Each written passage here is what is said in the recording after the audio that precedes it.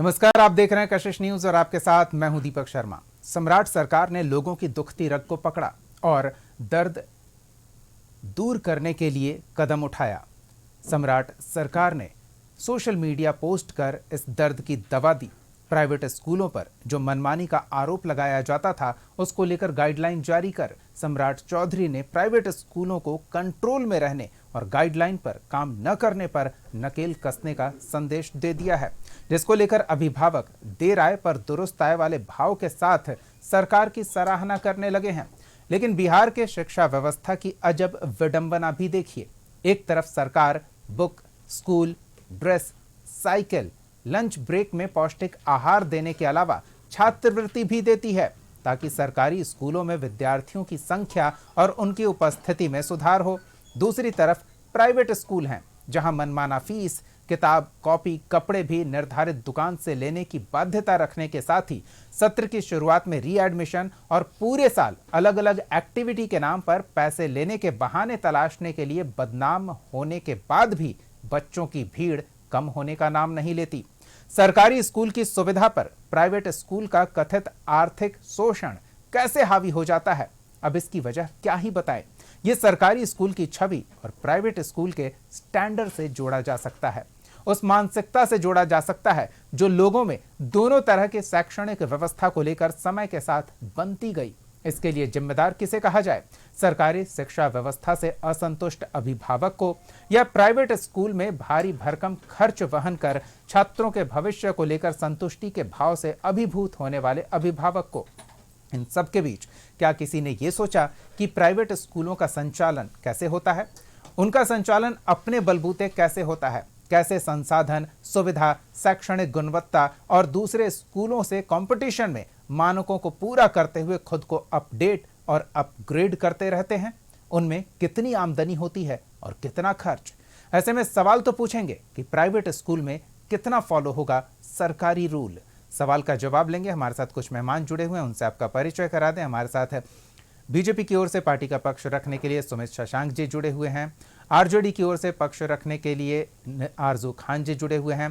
शिक्षाविद निर्मल मिश्रा जी जुड़े हुए हैं और प्राइवेट स्कूल एसोसिएशन के अध्यक्ष श्यामल अहमद जी जुड़े हुए हैं। बहुत बहुत स्वागत है आप सबका।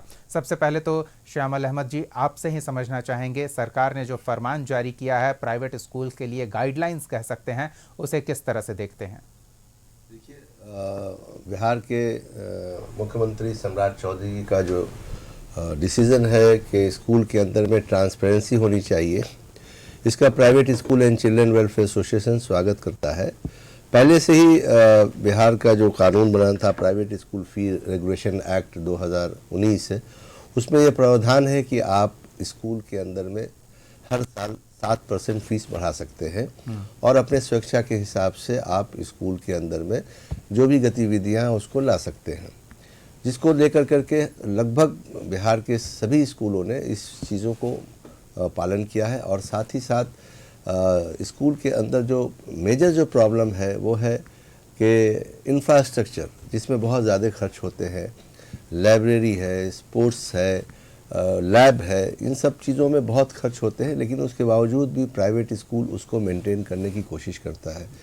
मैं मानता हूं कि 7% फीस पेरेंट्स के लिए बहुत ज़्यादा होता है साल में बढ़ने के लिए, लेकिन ये भी देखना होगा कि हर साल टीचर्स की सैलरी बढ़ती है, मकान का किराया बढ़ जाता है, कॉमर्शियल इलेक्ट्रिसिटी बिल देना पड़ता है, पानी कॉमर्शियल देना होता है, बसेस जो हमारी चलती हैं वो सब कॉमर्शियल चलती हैं, अभी डीजल का कितना दाम बढ़ता चला जा रहा है। ये सारी चीज़ें जो है वो स्कूल के ऊपर जो बोझ है वो नेचुरली ये पेरेंट्स को देना पड़ता है। और स्कूल भी हर तरह के हैं, ब्रांडेड स्कूल है, मीडियम स्कूल है, छोटे स्कूल हैं, सीबीएसई से एफिलेटेड स्कूल है, आईसीएसई से एफिलेटेड स्कूल है, बिहार सरकार ने जो 8वीं तक का जो मान्यता दिया है उस तरह के भी स्कूल है। तो पेरेंट्स के पास जो अपना पॉकेट जितना अलाउ करता है उस हिसाब से स्कूलों में पढ़ाते हैं। जहाँ तक मुख्यमंत्री ने जो कहा है कि नहीं, आपको मानक को पूरा करना है, तो पहले से ही private school and children welfare association से हमारे जुड़े हुए बिहार में 25,000 से ज़्यादा निजी विद्यालय हैं, वो पहले ही से इस मानक को पूरा कर रहे हैं। अभी मुख्यमंत्री जी ने इस बात को रखा है, मैं उनका स्वागत करता हूं। और मैंने भी आज अपने पूरे एसोसिएशन के साथियों से बात किया और एक दिशा निर्देश दिया है कि कहीं भी कोई ऐसी त्रुटि नहीं होनी चाहिए जिससे हमारे बच्चों को नुकसान हो। लेकिन एक जगह जहां मुख्यमंत्री जी ने कहा है कि बच्चे अगर फीस नहीं देते हैं तो उनका भी एग्ज़ाम लीजिए, उनको भी रिज़ल्ट दीजिए और उनको भी पढ़ाइए, हम उसका स्वागत करते हैं। लेकिन ये मैं जानना चाहता हूँ कि अगर कोई भी बच्चा फीस नहीं देगा, कि ये मुख्यमंत्री जी ने कह दिया है, तो स्कूल कैसे चलेगा? आप कह रहे हैं कि एग्ज़ाम भी लीजिए, आप रिज़ल्ट भी दे दीजिए, लेकिन सबसे पहले charity begins from home. Bihar सरकार का जो बिहार बोर्ड स्कूल चलता है, वहाँ भी 10th के एग्ज़ामिनेशन के लिए फॉर्म भरा जाता है, 12th के एग्ज़ामिनेशन के लिए भी फॉर्म भरा जाता है, उसका भी फीस निर्धारित है। तो एग्ज़ामिनेशन में अगर फीस बच्चा नहीं जमा करेगा तो मैट्रिक का फॉर्म नहीं भराएगा। अगर 12th का बच्चा अगर फीस नहीं भरेगा तो 12th का फॉर्म नहीं भराएगा। तो जब सरकार पैसा ले रही है एग्ज़ामिनेशन का, तो फिर प्राइवेट स्कूलों को कैसे नहीं लेगा? और सारा खर्च प्राइवेट स्कूल अपना करता है। आपको जान के बहुत ताजुब होगा कि बहुत सारे स्कूल कोरोना में हमारे बंद हो गए, आर्थिक वो बोझ नहीं अपने आप को संभाल पाए। अभी पिछले 8 साल 10 साल से हम जो 25% गरीब बच्चों को पढ़ा रहे हैं, आरटी का पैसा जो सरकार को हर साल देना चाहिए, अभी तक स्कूलों को नहीं मिला है, कुछ जगह मिला है। तो कहीं ना कहीं सरकार को भी पॉजिटिव होना होगा, कोऑपरेट करना होगा। और चीज़ जल्दी से हम जान लेना चाहते हैं, आपने कशिश न्यूज़ पर बातचीत के दौरान कहा कि आप सरकार से ये जानना चाहते हैं, तो हम बस ये जानना चाहते हैं कि सरकार ने ये जो गाइडलाइन जारी किया है उससे पहले कोई संवाद नहीं हुआ प्राइवेट स्कूल एसोसिएशन के साथ, एसोसिएशन के सदस्यों के साथ? बस जल्दी से। ये सबसे बड़ी बात आपने कही है। मैं कशिश चैनल के माध्यम से बिहार के मुख्यमंत्री से मैं ज़रूर आग्रह करूँगा कि वो एसोसिएशन के लोगों को बैठाएं, शिक्षा विभाग के लोगों को बैठाएं, वो खुद रहे। चूँकि बहुत ही डायनेमिक चीफ मिनिस्टर हैं, वो बिहार को बहुत कम समय में आगे तक ले जाना चाहते हैं। और हम लोग भी पिछले 12-15 साल हमारा एसोसिएशन का पूरा होने जा रहा है। आगामी 17 तारीख को इसका मैं फंक्शन करने जा रहा हूँ। पिछले 15 वर्षों से सरकार के साथ कदम से कदम मिला के हम लोग चले। जो भी शिक्षा विभाग का आदेश हुआ उसको हम लोगों ने इम्प्लीमेंट किया, जो भी मुख्यमंत्री का आदेश हुआ उसको इम्प्लीमेंट किया। और निश्चित तौर पे सम्राट चौधरी जी के साथ हम लोग कदम से कदम मिलने के चलेंगे। और बिहार के शिक्षा को बनाए रखने की जरूरत है। चलिए, श्यामल जी की ये बात है, हम निर्मल जी से ये समझ लेते हैं। निर्मल जी, 2 महत्वपूर्ण बातें आपने सुनी कि एक तो मेंटेनेंस कॉस्ट बहुत ज़्यादा होता है, प्राइवेट स्कूल का कोई सब्सिडी नहीं और कहीं से कोई सहायता नहीं, तो जो फीस आती है वही है। तो एक तरह से मान कर चलें, उनकी बातों से समझ में आ रहा है कि जैसे रेलवे के टिकट पर रहता है ना कि रेल यात्रियों के माध्यम से किराए जो वसूल करती है वो बस उसके खर्च का एक निर्धारित प्रतिशत ही होता है, पूरा नहीं होता है। तो वो हाल प्राइवेट स्कूल्स के साथ है। ऊपर से इन्हें विलन के तौर पर दिखाया जा रहा है। सरकार के इस गाइडलाइन के बाद तो और ये समझेंगे अभिभावक कि स्कूल खून चूसने का जरिया बन गए थे अभिभावकों का। क्या इन्हें डिमोनाइज नहीं किया जा रहा है प्राइवेट स्कूल्स को? मैं सबसे पहले तो कशिश न्यूज़ को धन्यवाद कहना चाहूँगा कि इतने महत्वपूर्ण मुद्दे को अपने चैनल के माध्यम से समाज के बीच लाने की कोशिश कर रहे हैं। और मैं मुख्यमंत्री जी का भी धन्यवाद करता हूँ कि इस मुद्दे को उन्होंने पकड़ा है। शिक्षा हमारे बिहार में बहुत बुरी स्थिति में है अभी, और मैं केवल शिक्षा के स्तर पर नहीं, मैं इसको सामाजिक स्तर पर भी देखता हूँ। 2 बिंदुओं पर देखता हूँ। शिक्षा के स्तर पर मैं देखता हूं कि अगर पैसे दे करके भी हमें शिक्षा मिल रही है प्राइवेट स्कूलों की तरफ से ही, तो कम से कम मिल रही है। लेकिन क्या ये सरकारी स्कूलों में व्यवस्था कर सकते हैं? देखिए, यहाँ मुद्दा ये नहीं है कि फीस बढ़ोतरी या पारदर्शिता, मुद्दा ये है कि क्या हमने गुणवत्तापूर्ण शिक्षा के लिए हमारी सरकार कितनी प्रतिबद्ध है। सबसे महत्वपूर्ण बात यह है, जब तक बाजार में प्रतिस्पर्धा नहीं आएगी, कोई भी गुणवत्तापूर्ण चीजें हमें कम कीमत पे उपलब्ध नहीं होगी तो हमें दिक्कत आएगी। तब तक प्रतिस्पर्धा नहीं आएगी। प्रतिस्पर्धा लाने के लिए सबसे जरूरी है कि हमारी जो संरचनाएं हैं, जो सरकारी संरचनाएं हैं, उसमें क्या हम गंभीर हैं, उस चीज को लेकर के गंभीर हैं कि सरकारी स्कूलों में हम बहुत अच्छे, बहुत बढ़िया स्तर पे शिक्षा दें। जब हम ये देने लगेंगे तो निसंदेह प्राइवेट स्कूलों की जो मनमानी है वो अपने आप नीचे आ जाएगी। तब दूसरी बात ये आती है नीति और नियामक। नीति नियामक तभी फलीभूत होती है, तभी वो जाकर के इम्प्लीमेंट होते हैं जब समाज उसे एक्सेप्ट करता है। अभी मान लीजिए आपने उस पे नियामक बिठा दिया कि प्राइवेट स्कूलों में मनमानी नहीं चलेगी, ये अच्छा कदम है, मैं इसका स्वागत करता हूँ। लेकिन क्या इससे हम जो बच्चे पैसे देख करके भी शिक्षा ग्रहण कर रहे हैं, क्या उन पर भी हम एक जबरदस्ती थोप नहीं रहे हैं? ये चीजें समझना पड़ेगा। हमारे ऐसे जैसे जो अभिभावक हैं वो तो चाहते हैं कि हमें किसी भी कीमत पे शिक्षा मिले, किसी भी कीमत पे, चाहे वो हमें कितना भी पे करना पड़े। तो क्या हम वहाँ पे स्कूल की मनमानी को ये कर सकते हैं, ओवरलुक कर सकते हैं? नहीं कर सकते। क्यों? मजबूरी है हमारी। वहाँ अगर स्कूल कहता है कि आप फीस नहीं जमा करेंगे, जैसा कि साहब ने कहा कि स्कूलों को अगर फी न मिले तो एग्जामिनेशन से उसे वंचित कर दिया जाएगा, निसंदेह कर दिया जाएगा। उनके अपने इंफ्रास्ट्रक्चर हैं, उनके एग्जामिनेशन कॉस्ट है। अभी नीट मामले में देखा कि करोड़ों रुपए का आपने एक सामाजिक बात का भी हवाला दिया, तो थोड़ी सामाजिकता तो प्राइवेट स्कूल्स को भी दिखानी होगी ना। निसंदेह सर, बिल्कुल दिखानी होगी, लेकिन हम केवल प्राइवेट स्कूलों से ही उम्मीद करें? क्या हम सरकार से उम्मीद नहीं करें? हमारे बच्चे को वही सरकार से उम्मीद की बात हो रही है। सुमित जी, सरकार ने फरमान तो जारी कर दिया, लेकिन फरमान जारी करने से पहले जिस तरह से निर्मल जी बता रहे हैं कि कंपटीशन का दौर है, जो बेहतर होगा वो आगे बढ़ेगा। सरकारी शिक्षा व्यवस्था जहां सब कुछ मुफ्त दिया जा रहा है, पढ़ाई से लेकर खाना पीना, खर्चा, आना जाना, उसके लिए संसाधन, साइकिल, आप ड्रेस की बात कर लें, किताबों की बात कर लें, तो एक तरफ मुफ्त व्यवस्था, दूसरी तरफ खर्चीला व्यवस्था जिसे प्रदर्शित किया जा रहा है, वो जो अफोर्ड कर पा रहे हैं वहां बच्चों को भेज रहे हैं। मुफ्त के लिए लोगों को भरोसा नहीं है और जहां खर्च ज्यादा है वहां लोग जा रहे हैं। तो सरकार को अपनी व्यवस्था बेहतर करनी चाहिए ना। ये कंपटीशन का दौर है तो सरकार कंपीट करे, किसी पर कहर क्यों बरपाना। निश्चित तौर पर गुणवत्तापूर्ण शिक्षा जो है वो सभी बिहार के लोगों का अधिकार है और बिहार ही नहीं पूरे देश के बच्चों का अधिकार है। तो गुणवत्तापूर्ण शिक्षा के लिए प्रतिबद्धता के साथ हमारी सरकार काम कर रही है। बहुत सारी मानवीय मूल्यों की भी बातें हो गई यहाँ पर और बहुत सारी नियमों की भी बात हो गई। लेकिन मैं थोड़ा पीछे जाकर के बताना चाहूँगा, स्कूल स्थापना के लिए बिहार में किन चीज़ों की आवश्यकता होती है। तो पहला, विद्यालय को गैर लाभकारी संस्था, ध्यान से सुनिएगा, गैर लाभकारी संस्था अथवा सोसाइटी या ट्रस्ट के रूप में पंजीकृत करवाना होगा। यानी आपको लाभ कमाने के लिए आपको कोई दुकान नहीं खोलना है, आपको एक संस्था खोलनी है जिसमें बच्चों को शिक्षा, उचित शिक्षा दीक्षा जो है वो प्रदान की जा सके। इसके अलावा बिहार सरकार या संबंधित बोर्ड से एनओसी यानी अनापत्ति प्रमाण पत्र प्राप्त करना होता है। अब मैं आता हूं कि अभी हमारी सरकार ने, आदरणीय मुख्यमंत्री सम्राट चौधरी जी ने गुणवत्तापूर्ण शिक्षा के लिए कौन कौन से कदम उठाए और इसके पहले बच्चों को कौन कौन सी समस्या झेलनी पड़ती थी।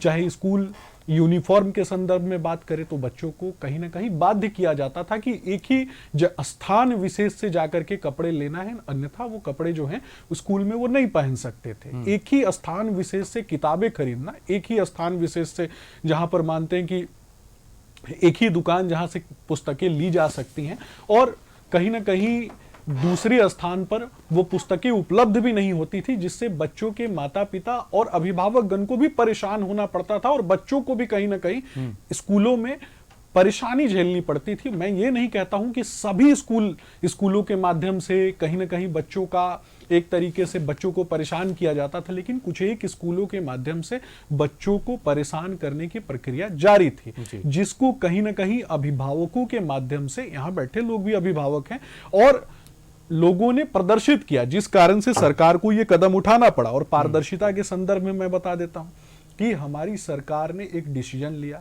जिसमें यह कहा गया कि 7% कोई भी फीस जो है वो 7% से ज्यादा स्कूल फी जो है वो नहीं बढ़ा सकते।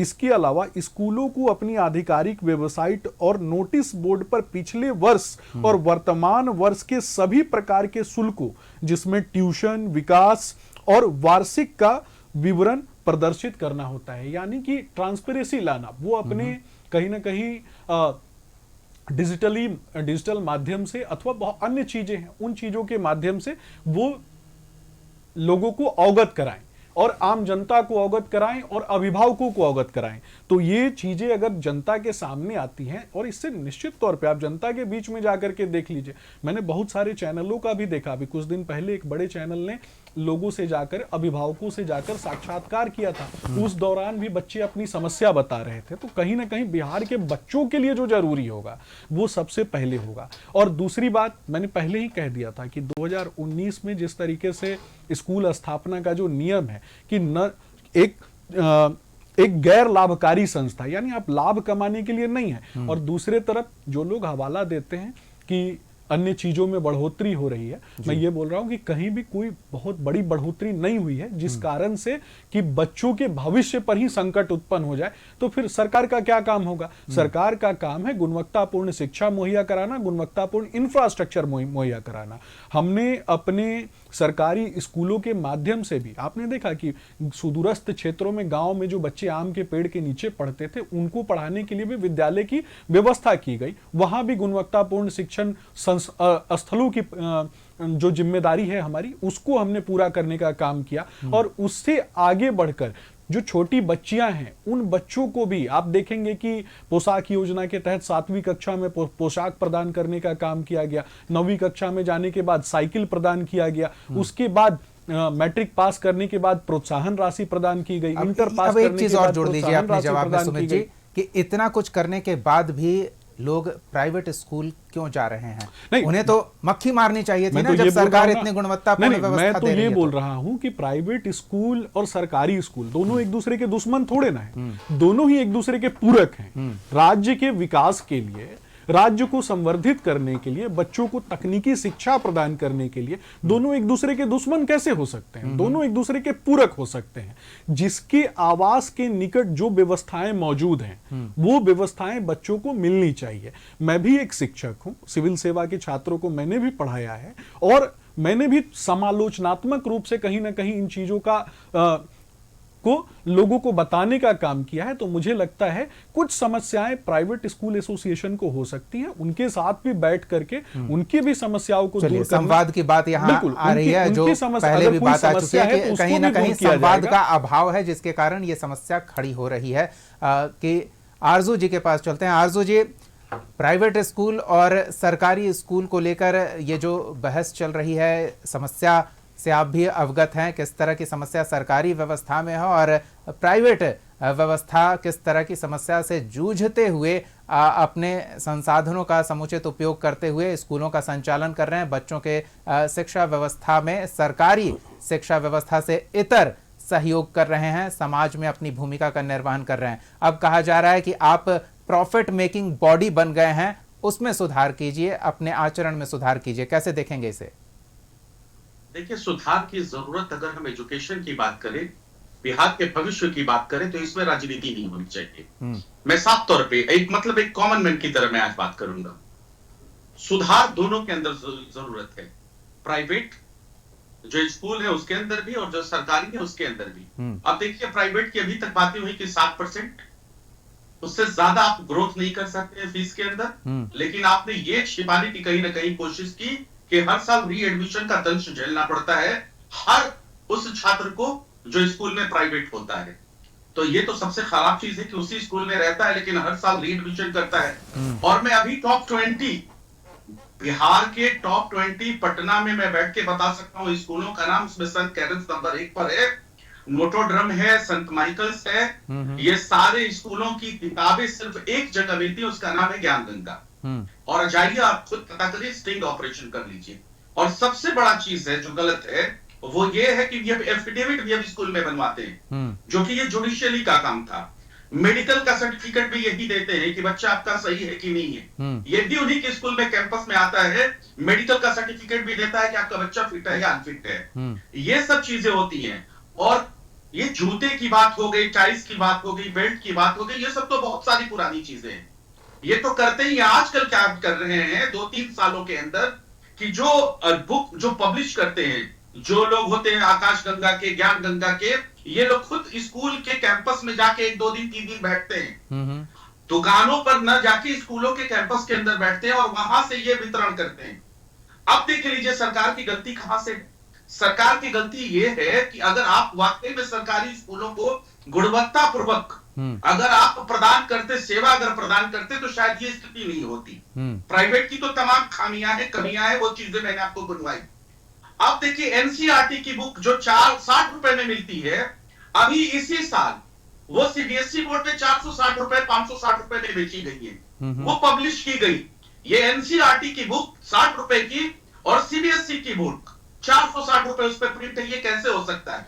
ये बताइए कि क्या ये सरकार के मतलब आंख के नीचे ये गलती हो रही है या नहीं हो रही है, नाक के नीचे से ये गलतियां हो रही हैं। और जब एडमिशन का दौर खत्म हो गया, मैं मानता हूं कि बहुत अच्छी पहल है, सार्थक पहल है, मैं इसका स्वागत करता हूं। मैंने कहा कि हम इसमें राजनीति नहीं करेंगे, लेकिन जब एडमिशन हो चुके हैं, ऑलरेडी री एडमिशन का फीस ले चुका है, एनसीईआरटी की बुक 60 रुपए की 460 रुपए में लोग खरीद चुके हैं, विवश हो चुके हैं कैंपस से लेने के लिए या फिर उनके स्टेशनरी वाले स्पेशल दुकानों पर, उसके बाद भी झूठ। अब देखिए, मैं 2-3 चीजें मैं यहाँ पे कोट करूंगा। 2026 तक उपलब्ध आंकड़ों के अनुसार बिहार भारत में साक्षरता के मामले में अंतिम 36वें पायदान पे है। अगर वाकई आपने अगर गुणवत्ता किया होता, यह आपको नवभारत टाइम्स की रिपोर्ट है, नवभारत वर्ष की रिपोर्ट है और नीति आयोग की रिपोर्ट है, जिसमें 100 में से मात्र 32 नंबर मिले। यानी कि जो गुणवत्ता होता है शिक्षा का, एजुकेशन की जो क्वालिटी होती है, वो सबसे पिछड़े पायदान पे है। और एक मैं आपको रिपोर्ट बता देता हूं, अगर वाकई सरकार अगर ऐसा करती तो सबसे ज्यादा देश के अंदर बिहार राज्य है जहां बच्चा हाई स्कूल जाते जाते ड्रॉप आउट करता है, और 63 पॉइंट समथिंग साक्षरता जरूर दिखाया जा रहा है, लेकिन 1-2 अगर जगहों को 3 जिले को हटा दिया जाए तो हर जगह साक्षरता की ये है।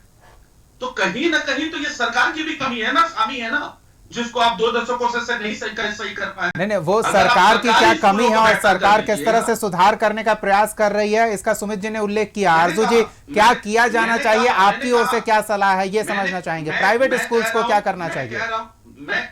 मेरा मानना यह है कि सबको समान शिक्षा का अधिकार मिलना चाहिए, और जो एनसीईआरटी की बुक जो 60 रुपए में है, वो 60 ही रुपए होनी चाहिए। सीबीएसई पैटर्न में जाके वो 460 में नहीं होनी चाहिए। इसकी मॉनिटरिंग सरकार को करनी चाहिए, और सरकार को इतनी जबरदस्त काम करनी चाहिए शिक्षा के क्षेत्र में कि जितनी भी सरकारी स्कूलें हैं, उनकी क्वालिटी ऑफ एजुकेशन इतना बेहतर कर दीजिए कि लोग प्राइवेटाइजेशन की तरफ न जा पाए, लोगों के पॉकेट बचे, ड्रॉप आउट से बिहार बच जाए, बच्चों का भविष्य बच जाए, वो साक्षर हो जाए।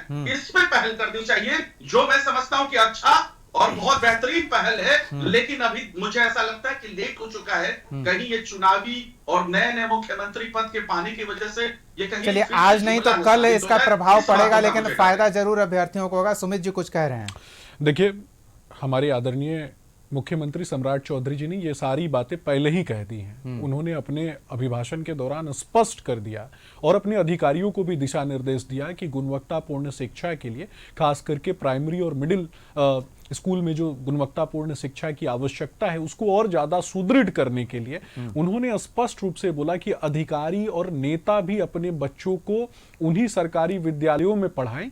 और इसके अलावा उन्होंने ये भी कहा कि जब तक पैरवी नहीं आता है, जब तक आपके पास सरकारी स्कूलों में एडमिशन के लिए एक नेता के पास पैरवी नहीं आता है, तब तक हम नहीं मानेंगे कि हम मॉडल स्कूल की तरफ बढ़ रहे हैं। तो मॉडल स्कूल की दिशा में कहीं ना कहीं हमें आगे बढ़ना है, और 7 अरब रुपए का एक तरीके से उन्होंने पैकेज मॉडल स्कूल बनाने के लिए प्रत्येक चलिए, तो काफी आंकड़े आ रहे हैं। एक आंकड़ा हम ब्रेक पर जाने से पहले अपने दर्शकों के सामने पेश करते हैं, और वो आंकड़ा है जातीय जनगणना 2023 का, जिसके अनुसार मिडिल क्लास 31% है, यानी कि 4 करोड़ से थोड़ी अधिक आबादी है। लोअर मिडिल क्लास 52% है, जो कि करीब 6.25 करोड़ की आबादी, यानी कि कुल करीब 11 करोड़ की आबादी है, जो बाध्य है सरकारी व्यवस्था में अपने बच्चों के शैक्षणिक गुणवत्ता की उम्मीद लेकर बैठे रहने के लिए। वो सरकार वहां क्या करती है उस पर निर्भर करता है। दूसरी ओर यही जो अभिभावक हैं,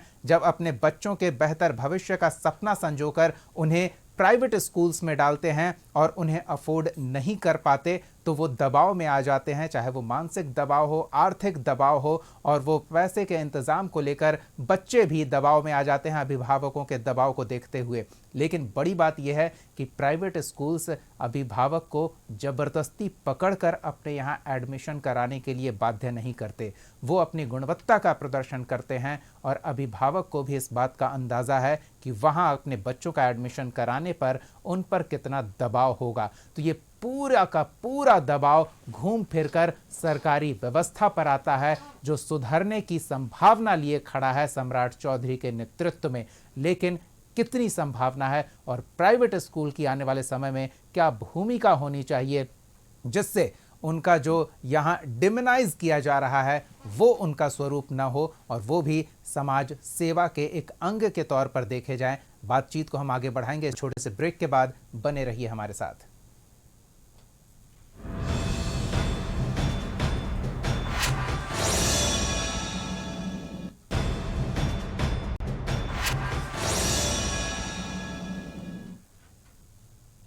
ब्रेक के बाद स्वागत है आपका। हम बात कर रहे हैं बिहार में सरकारी शिक्षा व्यवस्था और प्राइवेट स्कूल्स के बीच जो खाई बन गई है, बच्चों और अभिभावकों के लिए ये चुनना बहुत चुनौतीपूर्ण हो गया है कि वो अपनी आर्थिक स्थिति को देखकर गुणवत्तापूर्ण शैक्षणिक सपने को साकार करने के लिए चुने प्राइवेट स्कूल्स को, या फिर जो सरकारी व्यवस्था उन्हें उपलब्ध करा रही है उससे समझौता करें। श्यामल जी, काफ़ी बातचीत हो रही थी और तमाम बातें आई है। आरजू जी ने कुछ महत्वपूर्ण बिंदुओं का उल्लेख किया है, कुछ नामों को लेकर, व्यवस्था किस तरह से प्राइवेट स्कूल्स की चलती है। वहाँ बुक्स के काउंटर लग जाते हैं और वहाँ ड्रेस वालों के काउंटर लग जाते हैं, तो स्कूल दुकान में तब्दील हो जाता है, जबकि स्कूलों को समाज सेवा का जरिया बनाए रखने के संकल्प के साथ शुरू किया जाना चाहिए और वो किया जाता है। तो ये किस तरह से परिवर्तन हो गया श्यामल जी? देखिए, लोग स्कूल को बहुत लाइटली ले रहे हैं, प्राइवेट स्कूल को, और उसके ऊपर तरह तरह के लांछन लगाते हैं जी। लेकिन लुक बिफोर यू लीप, एक हम लोगों ने बचपन में पढ़ा था। बिल्कुल। अपने बच्चों को प्राइवेट स्कूल में ही पढ़ाएंगे और प्राइवेट स्कूल के खिलाफ बोलेंगे। अगर सचमुच आप शिक्षा को, एजुकेशन को बहुत अच्छा करना चाहते हैं तो अपने बच्चों को सबसे पहले गवर्नमेंट स्कूल में भेजिए। देखिए, गवर्नमेंट स्कूल अपने आप ठीक हो जाएगा, क्योंकि गवर्नमेंट स्कूल में वही बच्चे जाते हैं जो ऐसे बच्चे जाते हैं जो प्राइवेट स्कूलों में पे नहीं कर पाते हैं। उनके पेरेंट्स वर्कर होते हैं, कहीं ना कहीं काम करते लोअर रहते मिडिल हैं, क्लास। लोअर मिडिल क्लास के होते हैं जी। तो वहाँ जाकर के स्कूल के प्रिंसिपल को या टीचर को बोल भी नहीं पाते हैं। लेकिन अगर प्राइवेट स्कूल में 50 रुपया भी मंथली फीस अगर पेरेंट्स दे रहा है तो वो दूसरे दिन चला जाता है स्कूल में कि आपके टीचर ने होमवर्क नहीं दिया, क्लास वर्क नहीं दिया, आपने कॉपी चेक नहीं किया। यानी उनको पता है कि हम पैसा दे रहे हैं तो मुझे बदले में क्वालिटी एजुकेशन मिलेगा जी। लेकिन कहीं ना कहीं सरकार को भी इस चीज़ को समझना होगा कि प्राइवेट स्कूलों के जो प्रॉब्लम है उसको कैसे सॉल्व किया जाए। खाली फरमान जारी करने से नहीं होगा। प्राइवेट स्कूल अगर अच्छी क्वालिटी एजुकेशन दे रहे हैं, तभी आरजू साहब ने कहा कि 32% एजुकेशन बिहार का है देश के पैमाने पे, यानी 36वां पोजीशन पे हम हैं। तो उस 32% पे जो पहुँचे हुए हैं हमारे बिहार, वो प्राइवेट स्कूलों की वजह से है, सरकारी स्कूलों की वजह से नहीं है। अगर हमें प्राइवेट स्कूलों को और मदद कर दी जाती तो हम बिहार को 32 से 62 ले जाते, 92 ले जाते। और कंपटीशन तो होना ही चाहिए। प्राइवेट स्कूल और सरकारी स्कूलों में जब कंपटीशन होगा तो दोनों अच्छा करेंगे। आप देखते हैं फील्ड में मैच खेलने लोग जाता, अगर एक ही टीम अगर मजबूत हो जाए, दूसरी कमज़ोर हो जाए तो मैच नीरस हो जाता है। इसी तरह दोनों में कंपटीशन होना चाहिए। रही बात बुक्स की, ड्रेस की, कुछ ब्रांडेड स्कूल हैं 2, 4, 5, अगर उनके चलते आप बिहार के तमाम 25,000 स्कूलों को आप कटघरे में लाएंगे तो अच्छी बात नहीं है। वो जो ब्रांडेड स्कूल हैं उनके पेरेंट्स को कोई शिकायत नहीं है, क्योंकि उनको पता है कि उनके पास टाइम नहीं है। वो बड़े बड़े पदाधिकारी हैं, उसमें IAS हैं, IPS हैं, डॉक्टर हैं, इंजीनियर हैं, उनके पास स्कूल के किताब को, कॉपी को और ड्रेस को ख़रीदने के लिए मार्केट में जाने का समय नहीं है। इसलिए वो जाते हैं और सामान लेते हैं और वहाँ से चले जाते हैं। वो सक्षम है उस चीज़ को अफोर्ड करने के लिए, वो अफोर्ड करते हैं। जहाँ तक CBSE ने एक कानून बनाया है कि प्राइवेट स्कूलों में एक छोटा सा स्टोर आपको बना देना है जहाँ बुक्स या ड्रेस आप अवेलेबल करा सकते हैं। ऐसा नहीं है कि वो गैर कानूनी है। With the consent of the CBSE इस चीज़ की हर जगह सेंटर है। जी। मेरे भी बच्चे पढ़ते हैं प्राइवेट स्कूलों में। मैं भी अपने बच्चों के लिए अगर 4 जगह किताब खोजने जाऊंगा तो मैं खुद परेशान हो जाऊंगा। पटना के अंदर में सबसे बड़ा प्रॉब्लम अभी क्या है, वो है ट्रैफिक। आप किताब मिलती है अगर बोरिंग रोड में, किताब मिलती है फ्रेजर रोड में, किताब मिलती है स्टेशन रोड में, तो आप गाड़ी पार्किंग नहीं कर सकते। किताब कैसे लेंगे आप? स्कूल में काउंटर लग गया तो काउंटर में लग गया, गाड़ी लगी, किताब लिया, चल दिया। हर आदमी आज के दिन में सुविधा खोजता है। और कुछ 2-4 लोग इस तरह की बात न्यूज़ को फैलाने के लिए, बात करने के लिए इस तरह की बात करते हैं, लेकिन उनसे भी पूछिएगा तो वो बोलेंगे अरे कहाँ जाएंगे खोजने के लिए, स्कूल में तो सब कुछ मिल जाता है। हमेशा प्राइवेट स्कूल पूरी कोशिश करता है कि हमने अगर बच्चों से, पेरेंट्स से पैसा लिया है तो हम क्वालिटी एजुकेशन दें। आपको जान के ताजुब होगा कि प्राइवेट स्कूल का जो डायरेक्टर होता है वो 5 बजे भोर में उठता है और अपने स्कूल की गाड़ियों को भेजता है कि बच्चा कैसे आएगा। जब तक स्कूल बच्चे नहीं पहुंचते हैं तब तक वो गेट पर टहलता रहता है। छुट्टी जब होती है 1 बजे और 3 बजे तक जब तक गाड़ी उसकी वापस नहीं आती है तो टहलता रहता है कि हमारे बच्चे पहुँचे कि नहीं घर। रात भर वो प्लान करता है कि अब दूसरे दिन क्या करना है। ना उसको अपने फैमिली की फिक्र है, ना अपने घर की फिक्र है, वो बच्चों के लिए दिन रात लगे रहते हैं। और यही वजह है कि पेरेंट्स को भी पता है। आज सब्जी वाले के बच्चे को आप देखिए प्राइवेट स्कूल में जाता है, उसको पता है कि हम 7 बजे अपने बच्चे को प्राइवेट स्कूल में भेजा है, 3 बजे छुट्टी होगी तो मेरा बच्चा घर आ जाएगा और वो 6 घंटे में वो अपनी सब्जी बेच लेता है। सरकारी स्कूल में अपने बच्चे को 7 बजे इसलिए नहीं भेजता है कि हम भेजेंगे 1 घंटे में बच्चा वापस आ जाएगा और हम घर पे नहीं होंगे तो बच्चा कहाँ रहेगा। देखिए द कॉन्फिडेंस मैं बता रहा हूँ उस गरीब आदमी का कि उसका बच्चा कितना सेफ है प्राइवेट स्कूलों में। यही वजह है कहीं ना कहीं सरकार को अपने सरकारी स्कूलों को भी नियंत्रण करना पड़ेगा, कंट्रोल करना पड़ेगा। और ये सिर्फ सम्राट चौधरी जी मुख्यमंत्री अकेले चाहेंगे तो नहीं होगा, उनको मदद करनी होगी उनके लोगों को, शिक्षा विभाग के लोगों को। और शिक्षा विभाग कितना सीरियस है आप जानते हैं। अगर शिक्षा विभाग सीरियस होता तो आज अरबों रुपया जो शिक्षा के ऊपर बिहार सरकार खर्च कर रही है उसके बाद भी 90% लोग प्राइवेट स्कूलों में अपने बच्चों को भेज रहे हैं, तो कहीं ना कहीं तो कोई कमी होगी।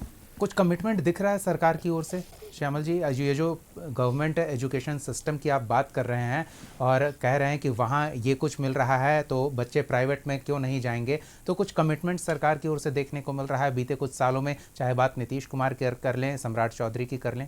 नहीं, देखिए मैं न्यूट्रल वे में बोलूँगा कि government school day by day improve कर रहा है। चलिए, ये एक ही लाइन में आपकी पूरी बात आ गई है, डे बाय डे इम्प्रूवमेंट हो रहा है, यानी कि कुछ कमिटमेंट दिख रहा है। चलिए हम आरजू जी के पास चलते हैं। आरजू जी, आपने शिकायतें की, एक अभिभावक को जो शिकायत होती है एक अभिभावक के तौर पर हम मानते हैं कि आपने की है, लेकिन यहाँ श्यामल जी कह रहे हैं कि गिने चुने जो आप 1 दर्जन ब्रांड्स का नाम लेकर बैठे हुए हैं, उन ब्रांड्स वाले स्कूल को छोड़ दें तो 25,000 के करीब प्राइवेट स्कूल्स को कुछ गिने चुने स्कूलों के कारण पूरी तरह से बदनाम करना उचित नहीं है।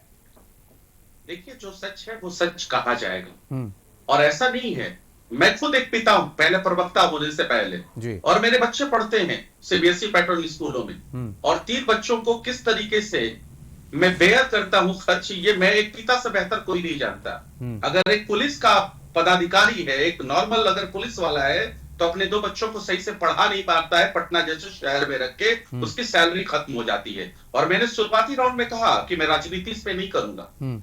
प्राइवेट को हम गलत नहीं कर रहे हैं। मैं अगर अपने बच्चे को पढ़ाता हूं तो जाहिर सी बात है बेहतर क्वालिटी एजुकेशन के लिए पढ़ाता हूं प्राइवेट स्कूल में, लेकिन उसके एवज में मैं उसकी जो कमियां है, जो खामियां है, उसको न कहूं तो ये मेरा कर्तव्य नहीं है, ये मैं कहीं ना कहीं गुनाहगार हूं।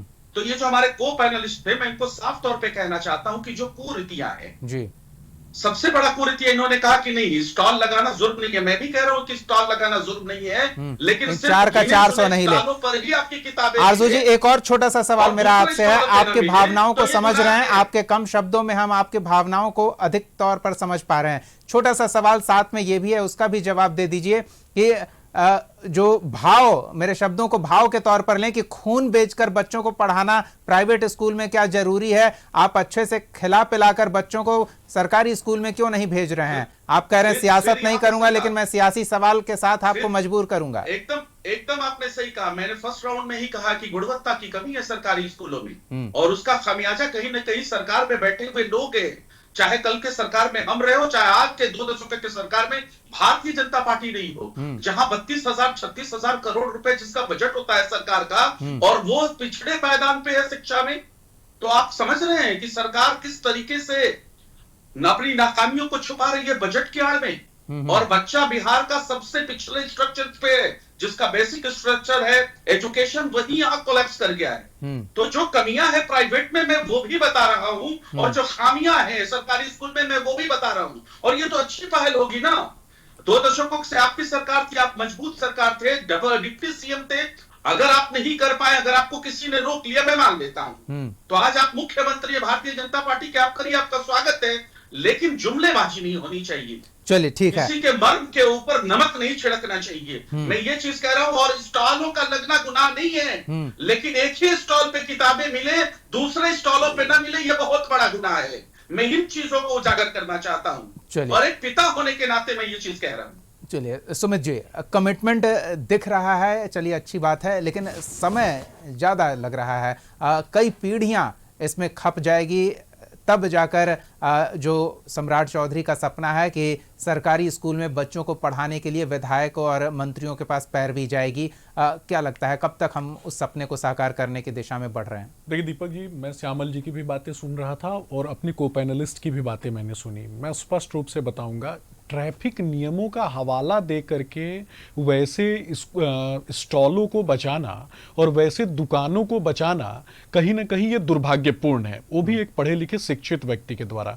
मैं सिर्फ इतना कहना चाहता हूं कि आज अगर हम ये नियम ले करके आए कि कोई भी प्राइवेट स्कूल 7% से ज्यादा अपने फीस में बढ़ोतरी नहीं कर सकता नियम है, बिहार सरकार वही का बोल नियम रहे है। हैं, वही बोल रहा हूं, तो गलत क्या है? मैं ये पूछता हूं कि आज अगर हम नियम लेके आए, एक स्टॉल लगाने की बात होती है कि स्कूल में जाकर के बहुत से ऐसे अधिकारी हैं, अधिकारियों की चर्चा हो रही है कि बहुत से ऐसे अधिकारी हैं जिनको अपने बच्चों की फिक्र नहीं है। अरे प्रत्येक माता पिता को अपने बच्चे की फिक्र होती है, ऐसा नहीं है कि किसी व्यक्ति को अपने बच्चे की फिक्र नहीं होती। और समय देना दोनों अलग नहीं, चीजें दोनों हैं। ही जिम्मेदारी कर्तव्य बोध होता है किसी भी व्यक्ति का।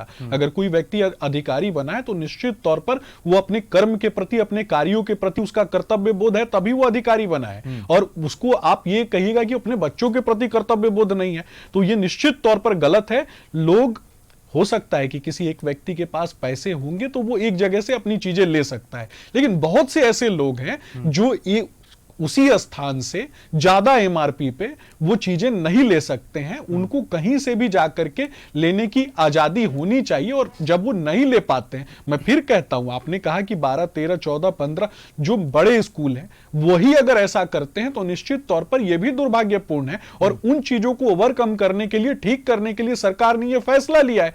मैं बताता हूं कि मैं सिर्फ यह बोलूंगा कि कोई भी प्राइवेट स्कूल कहीं से भी प्रॉफिट मेकिंग के लिए नहीं खुलता है।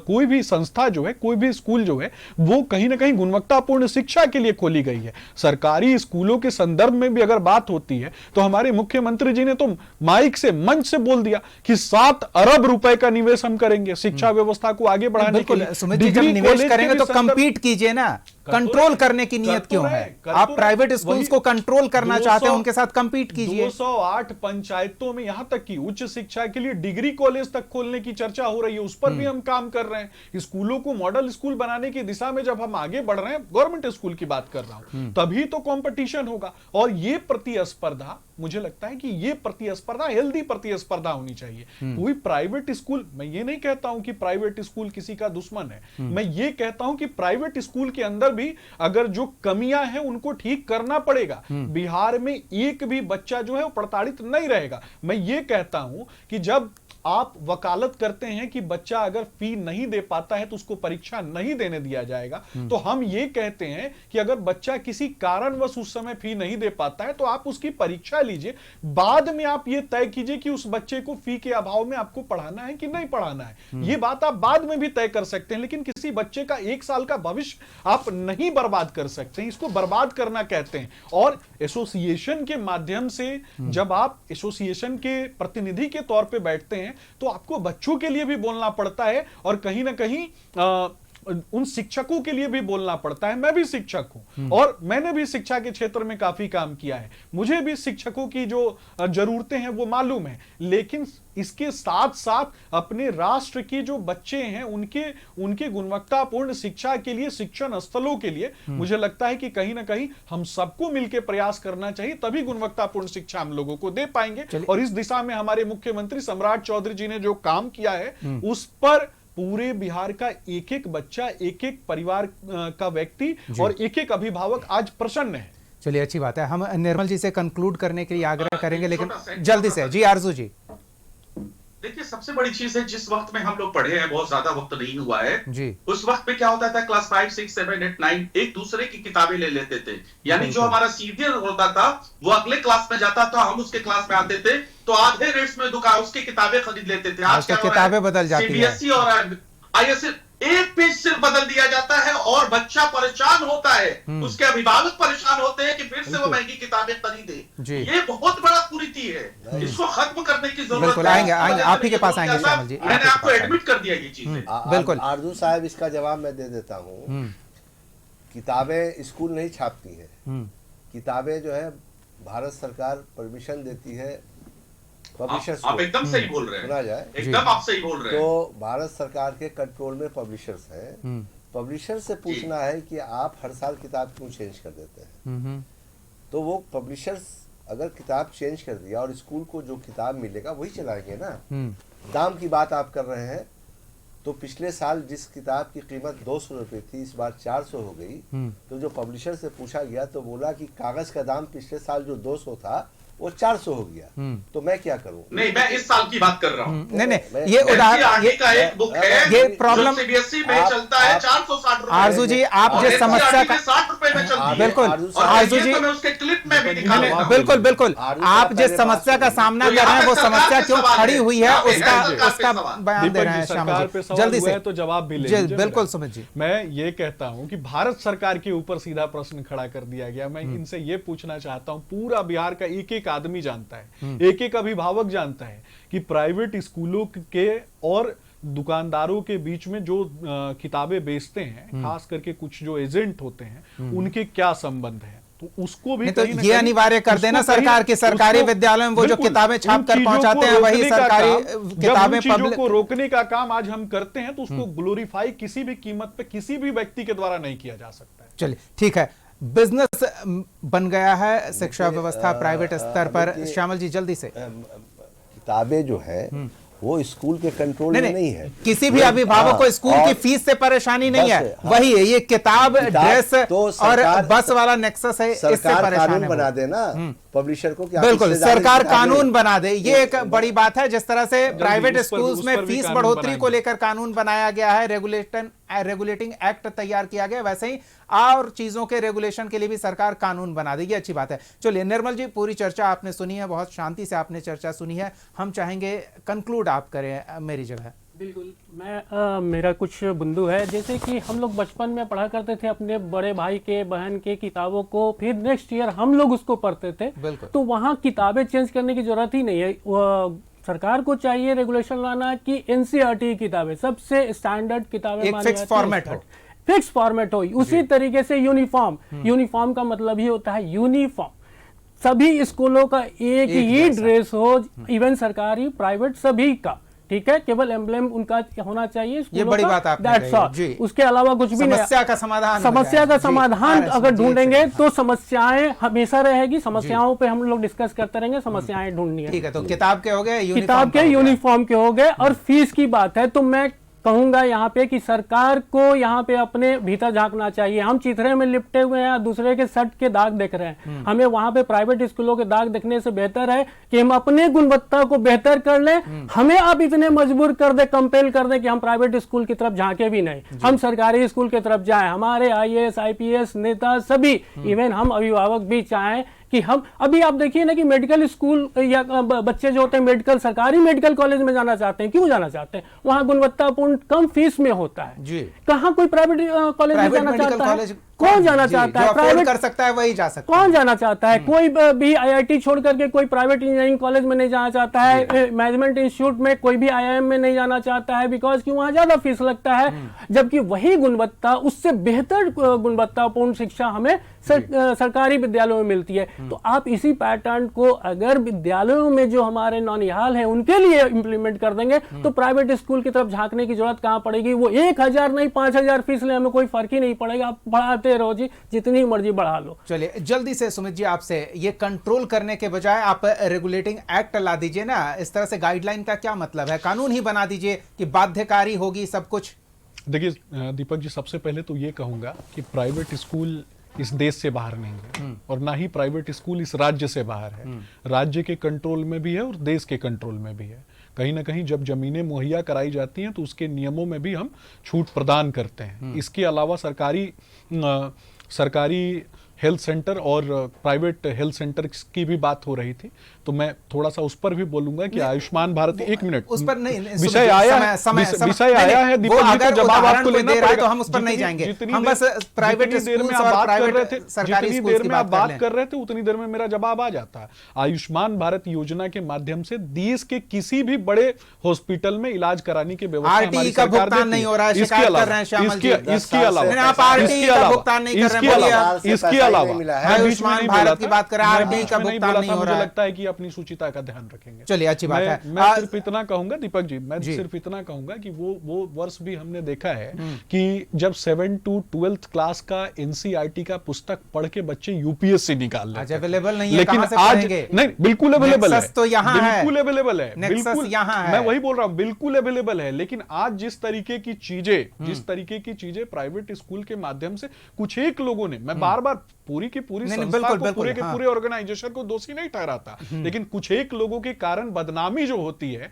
आज यहां पर सरकार पे आरोप लगाने के बजाय अगर उनको चिन्हित करके सरकार उनके ऊपर कार्रवाई करने का व्यवस्था काम को प्राइवेट नियंत्रित स्कूल कर सकती है, एसोसिएशन वो उसके करता, हाथ तो में है। निश्चित तौर पर हम दोनों जनता ने एक दूसरे वोट के पूरक देकर के तौर उसे पर उस काम जगह पर करते। पहुंचाया है कि वो कानून बनाकर बिल्कुल, हम सब कुछ कानून बना रहे हैं व्यवस्थित और कर काम भी सके, कर तो वो रहे हैं। कानून बनाने के लिए बाध्य है बिल्कुल, और बनाया उसे भी है कानून और बनाना करेंगे। चाहिए। इस तरह के गाइडलाइंस का दिखावा नहीं करना चाहिए। अब बनाया चलते है, चलते बनाएंगे मैं और एक करेंगे। छोटी सी बात करना चाहता हूं।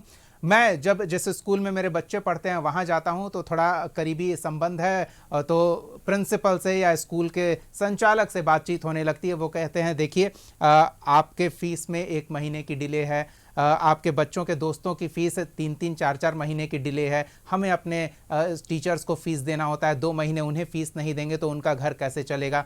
तो ये समस्या थोड़ी है, हर स्तर पर समस्या है। तो समस्या का समाधान अलग अलग विकल्पों के माध्यम से सब तलाशते हैं। प्राइवेट स्कूल्स अपनी समस्या का, ये जो फीस समय पर नहीं अभिभावक दे पाते हैं तो वो कहीं और से मैनेज करने की व्यवस्था कर लेते हैं। तो वो व्यवस्था इतनी व्यवस्थित हो गई कि वो अब समस्या बन गई है। तो उस समस्या का समाधान करने के लिए निर्मल जी ने बहुत अच्छी सलाह दी है। सरकार उस पर अमल करे तो समस्या ही खत्म हो जाए और प्राइवेट स्कूल्स कि जो डिमोनाइज कर रहे हैं, उनका चरित्र हनन कर रहे हैं, उसकी अब आवश्यकता नहीं पड़ेगी। सरकारी व्यवस्था बेहतर करने का दावा सरकार कर रही है। हम उम्मीद करते हैं कि उन दावों को धरातल पर जल्द उतारा जाए ताकि ये कंपटीशन हो, कंट्रोल की जरूरत ही ना पड़े। फिलहाल के लिए इतना ही। बहुत बहुत धन्यवाद तमाम मेहमानों का अपना समय देने के लिए, इस चर्चा में शामिल होने के लिए। अगले एपिसोड में एक और सवाल के साथ हम फिर मौजूद रहेंगे। तब तक के लिए देखते रहिए कशिश न्यूज़।